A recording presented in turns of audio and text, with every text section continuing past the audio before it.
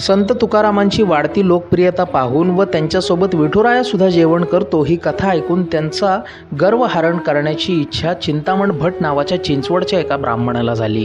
त्यावेळी त्याने संत तुकारामांना आपल्या घरी गणपतीमध्ये जेवण करण्यासाठी बोलवलं असता संत तुकारामांनी तिकडे यायचं वचन दिलं व त्या दिवशी ते तिकडे जेवायला गेले। त्यावेळी संत तुकाराम त्या घरी गेल्यावरती ब्राह्मणाने त्यांना 2 ताटं दिली व म्हणाले की माझ्या घरच्या गणपतीला सुद्धा तुमच्याबरोबर जेवायला लावा, कारण मी असं ऐकले की पांडुरंग तुमच्याबरोबर जेवतो। यावर तुकाराम बुवा म्हणाले की 2 नाही, आणखी 1 ताट करा, माझा विठुराया पण माझ्यासोबत आलेला आहे। यावर ब्राह्मण चकित झाला व म्हणाला आता सुरुवात करा। तुकाराम बुवा म्हणाले की जरा थांबा, तुमचा गणपती तिथे नदीत बुडणाऱ्या एका माणसाला वाचवायला गेलाय, तो आला की आपण जेवायला सुरुवात करू। नवे तो आलाच आहे, जाऊन बघा गणपतीचा पंचा भिजलेला असेल। आणि जेव्हा चिंतामण भटांनी बघितलं की पंचा भिजलाय तेव्हा त्यांना घाम फुटला व थोड्याच वेळात तुकाराम बुवांच्या शेजारच्या थाळीतील जेवण सुद्धा गणपतीने संपवलं।